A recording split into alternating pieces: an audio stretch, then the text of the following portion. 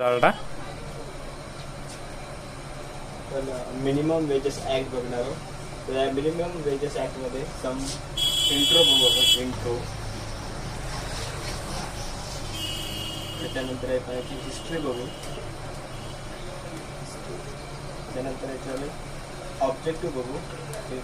हे ऑब्जेक्टिव्ह आहे, ऑब्जेक्टिव्ह बघू. त्याच्यानंतर याच्यामध्ये फीचर्स बघू. आता मिनिमम वेजेस आहे. मिनिमम वेजेस म्हणजे की तुम्हाला एखादं काम करता, तुम्ही एक वर्कमॅन आहे, तर ते वर्कमॅन तुम्हाला जर एखादं कंपनीने एखादं काम अलॉट केलेलं आहे, तर ते काम करण्यासाठी, कम्प्लीट करण्यासाठी तुम्हाला एक मोबदला भेटला जाते, पेमेंट भेटल्या जाते. तर त्याला आपण वेजेस असं म्हटलं जातं.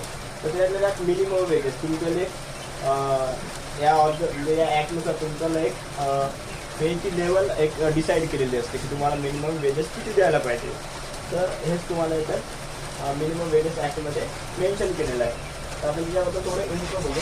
इंट्रो काय म्हणते की तुम्हाला जर का तुमचं पेमेंट जे आहे ते सिक्युअर असलं पाहिजे त्या कंपनीमधलं. तर ते आपण to secure the welfare of unorganised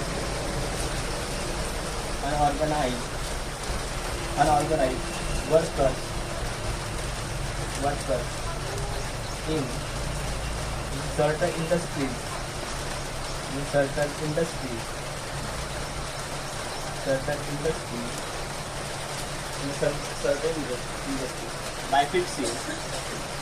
by fixing the minimum rates of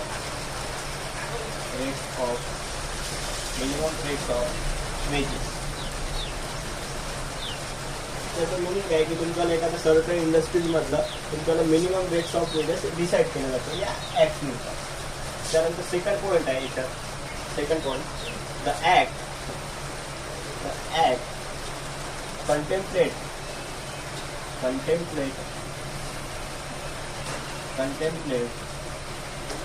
contemplate that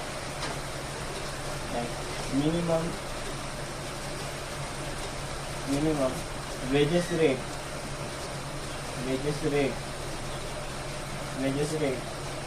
must ensure for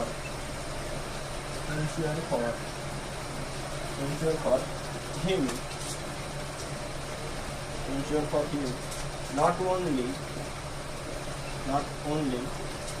his subsistence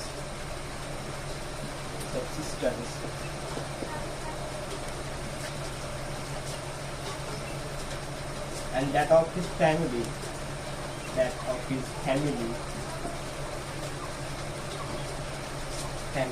but also preserve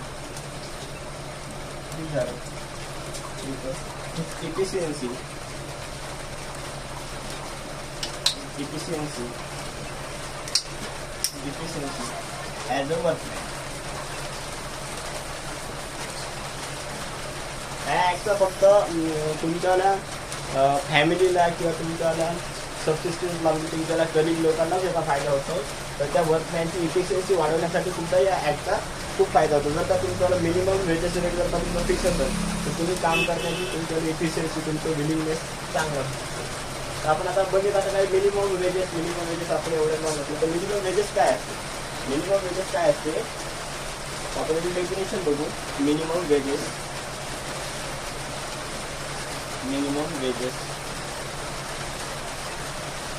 definition बघू आपण.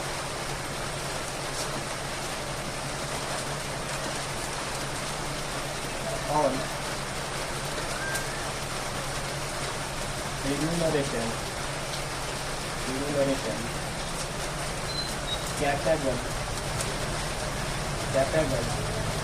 of being paid in money turns forward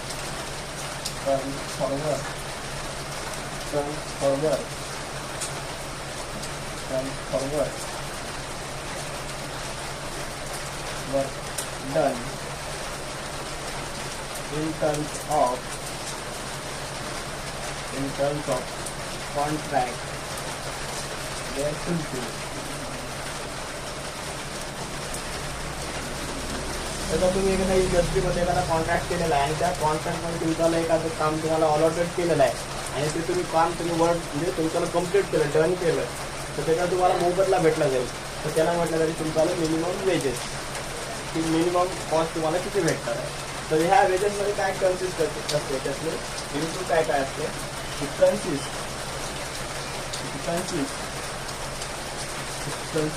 basic pay plus तुमच्याला डिअरनेस allowances म्हणजे तुमचा महागाई भत्ता, डिअरनेस allowances,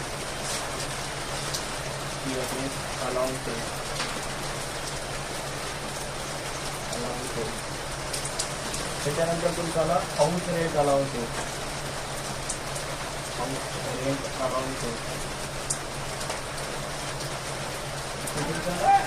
त्याच्यात include असते तुमच्याला basic पेजमध्ये, की तुमच्याला तुमचं बेसिक पे, तुमचं काम करण्यासाठी लागणारी किंमत, त्याच्यानंतर महागाई भत्ता, त्याच्यानंतर तुम्हाला राहण्यासाठी अकोमोडेशनसाठी किती पैसे लागत नाही, त्या सगळं या मिनिमम वेजेसमध्ये कन्सिडर केलं जाते. त्याच्यावरून तुमच्याला वेजेस डिसाईड केला जातो.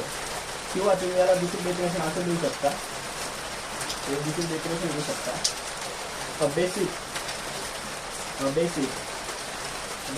Rate of wedges,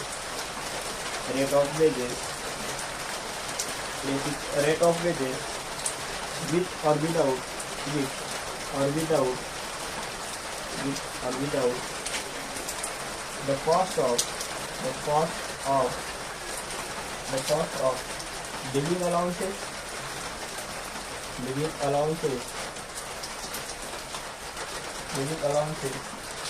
and the cash value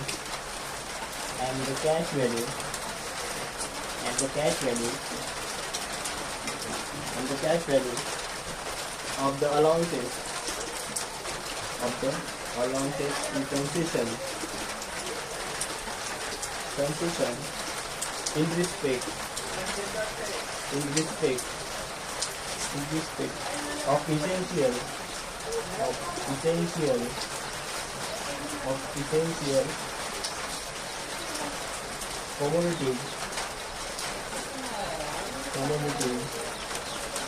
commodities supplied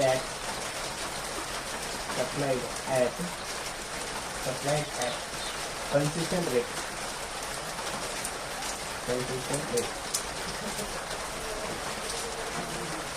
तुमच्याला काय काय कन्सिस्ट असते त्याच्यात हेच दिलेलं आहे की तुमचं बेसिक पे, डिअरनेस अलाउन्सेस आणि तुमचं हाऊस रेंट अलाउन्सेस. तर दुसरं आपण इथे काय लिहिलं की तुमचं लिव्हिंग अलाउन्सेस म्हणजे तुमचं हाऊसिंग अलाउन्सेस आणि तुमचा महागाई भत्ता. तुमचं काय असते, हे जो बेसिक पे आहे, तो बेसिक पे आहे हा एव्हरी 5 इयर नंतर रिन्यू केला जातो किंवा रिवाईज केला जातो. तुमचा बेसिक पे एव्हरी 5 इयर नंतर रिवाईज केला जातो. आणि तुमचा जो डी आहे, डिअरनेस अलाउन्सेस एव्हरी 6 मंथ नंतर रिवाईज केला जातो. 6 मंथ रिवाईज आफ्टर 6 मंथ.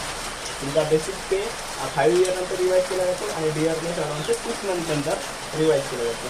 त्यानंतर तुमच्याला इंट्रोडक्शन म्हणजे तुमच्याला मिनिमम वेज काय असतात, म्हणजे ॲक्ट कशासाठी आहे त्याच्यानंतर ते इंट्रोडक्शन. त्याच्यानंतर आपण बघू की हिस्ट्री, तुमचा मिनिमम वेजेस ॲक्ट कसा तयार झाला. तर काय होतं की एक KGR चौधरी नावाचा एक समजा सोशलिस्ट होता. त्याला इनिशिएटिव्ह घेतलं की तुम्ही इंडस्ट्रीमधल्या वर्कमॅनला की त्याचा रेट डिसाईड असायला पाहिजे. KGR चौधरी नावाच्या 1920 मध्ये एक ॲक्ट सेटअप केला KGR चौधरी नावाने. KGR चौधरी 1920 मध्ये एक बोर्ड सेटअप केलं.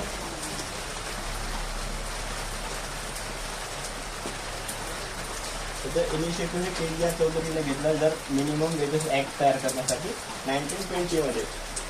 तर तुमच्याला वेजेसचं डिटर्मिनेशन, तुमच्याला वेज किती भेटायला पाहिजे त्यासाठी एक बोर्ड सेटअप केलं. त्याच्यानंतर त्याच्यात एक कन्व्हेन्शन झालं इंटरनॅशनल लेबर कॉन्फरन्समध्ये, कन्व्हेन्शन नंबर 26-30. कन्व्हेन्शन नंबर 26-30 हे होतं इंटरनॅशनल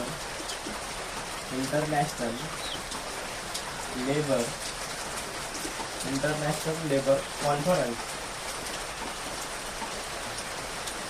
कन्व्हेन्शनल नंबर 26-30 ही झाली होती 1928 मध्ये. त्यांनी हा ऍक्ट त्यांनी ॲडॉप्ट केला. कशासाठी? मशिनरीचे पार्ट असतात, मशिनरी पार्ट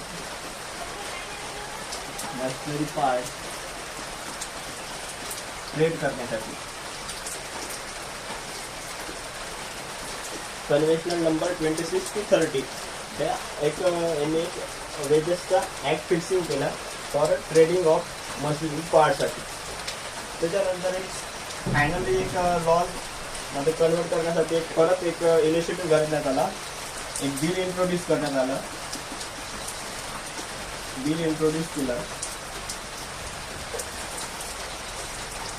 ते केलं 11th ऑफ एप्रिल 1946 मध्ये. कुठे केलं? Central assembly.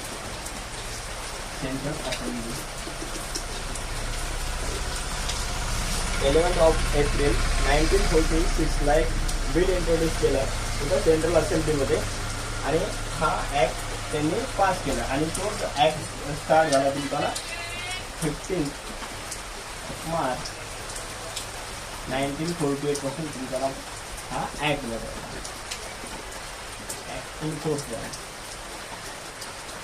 त्यानंतर हिस्ट्री KGR चौधरीचा एक सोशलिस्ट होता. त्याने 1920 मध्ये एक बोर्ड सेटअप केलं मिनिमम वेज तुमच्याला डिसाईड करण्यासाठी, डिटर्मिनेशन ऑफ वेजेससाठी.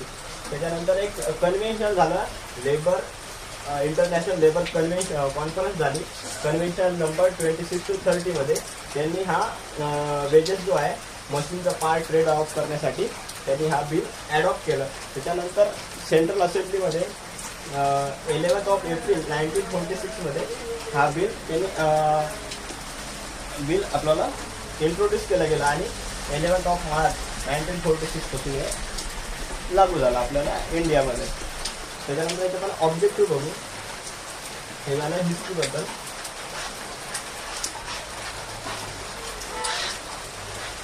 त्याच्यानंतर ऑब्जेक्टिव्ह काय असणार आहे की आता जर तुम्ही बघितलं की याच्यावर आपण मिनिमम वेजेस आपण डिसाईड केले. तर ऑब्जेक्टिव्ह त्याच्यात रिलेटेड ऑब्जेक्टिव्ह येणार. फर्स्ट ऑब्जेक्टिव्ह येणार मग आपल्याला to provide minimum wages to the worker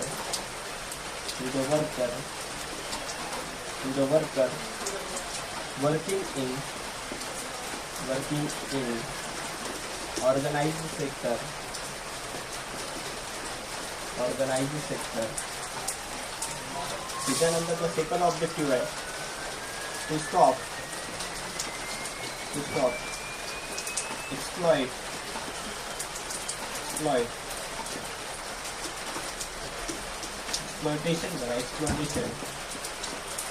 exploitation of the labor. त्याच्यानंतर थर्ड आहे to empower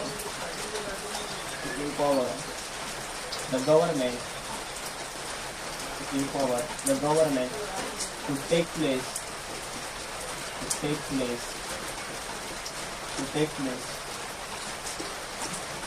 for fixing minimum wages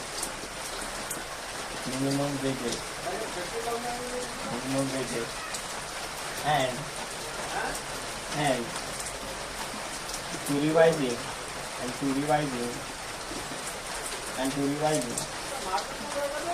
it in a timely manner. त्याच्यानंतरचा फोर्थ ऑब्जेक्टिव्ह आहे to apply to apply this law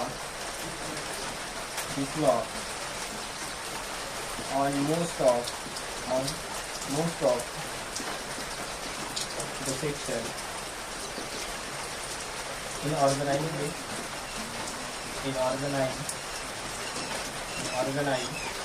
sector. जर तुमचे 4 objective आहे minimum wedges ॲक्टचे 4 objective आहे की तुमच्याला minimum wedges हे तुम्ही प्रोव्हाइड केला गेला पाहिजे. तुमचं एक्सप्लोटेशन जे आहे तुमच्याला पिळवणूक जी आहे वर्करची ती झाली नाही पाहिजे, स्टॉप करण्यात आलं पाहिजे. आणि मिनिमम फिक्सिंग वेजेस फिक्स करण्यासाठी प्रत्येक वेळेस रिवाईज केला जाते. आपण मगाशी बघितलं होतं की बेसिक पे एव्हरी 5 इयर नंतर तुमच्याला रिवाईज होते आणि डिअरनेस अलाउन्सेस 6 मंथ नंतर रिवाईज केलं जाते. त्याच्यासाठी हे नंतर ऑब्जेक्टिव्ह आणि ह्या ऑर्गनायझेशन सेक्टरच्या मध्ये त्याच्याला ॲक्ट यूज केला जाते, अप्लाय केला जाते. हे झालं तुमचं ऑब्जेक्टिव्ह. त्याच्यानंतर याच्याला फीचर्स बघू.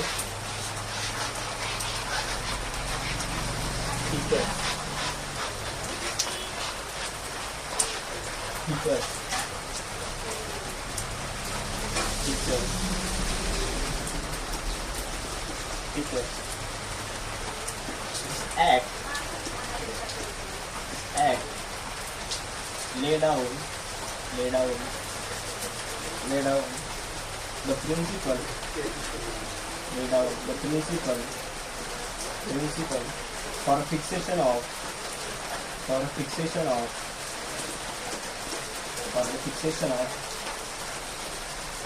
तुम्हाला हा ॲक्ट कुठल्या प्रिन्सिपलवर काम करते की ज्या गोष्टी तुम्ही फिक्स करू शकता. त्याच्यावाला टाईम ड्युरेशन, त्याच्यानंतर तुमच्यावाला तुमची मिनिमम प्राईस रेट, त्याच्यानंतर गॅरंटी टाईम किती आहे तुमच्यावाला, त्याला आपण सिक्युरिटी काय वगैरे म्हणतो. किंवा तुमचं ओव्हर टाईम रेट, तुम्ही जर एखादी ओव्हर टाईम तुम्ही ड्युटी करताय तर ते सपोज टाईम मिनिमम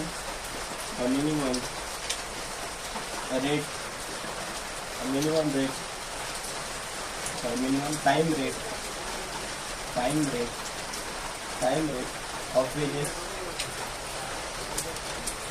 Next है a minimum price rate,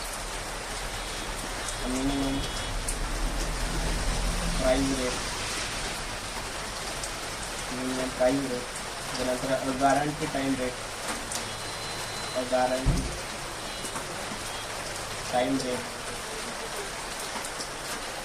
त्याच्यानंतर आहे and overtime rate for a different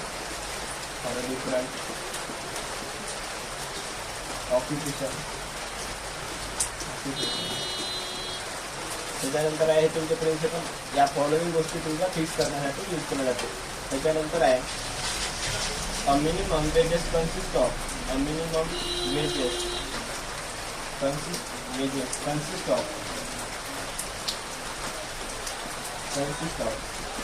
आपण मगाशी बघितलं होतं की तुमच्या मिनिमम वेजेसमध्ये काय काय येईल तर आपण तेच लिहायचं. बेसिक रेट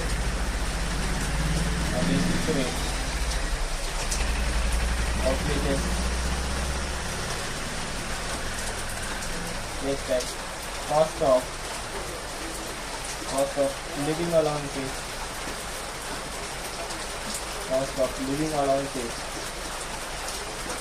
त्याच्यानंतर आहे कॅश व्हॅल्यू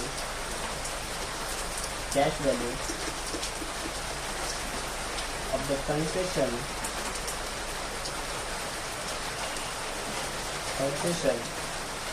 in respect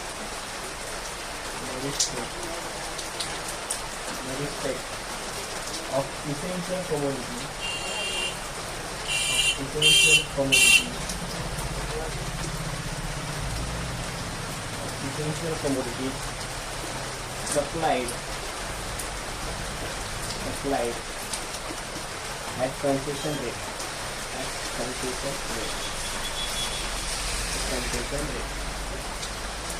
हे झालं तुमच्याला तुमच्याला पैसे कुठलं बोललं जातं. बेसिक रेट, त्याच्यानंतर कॉस्ट ऑफ लिव्हिंग अलाउन्सेस आणि तुमचं कॅश व्हॅल्यू.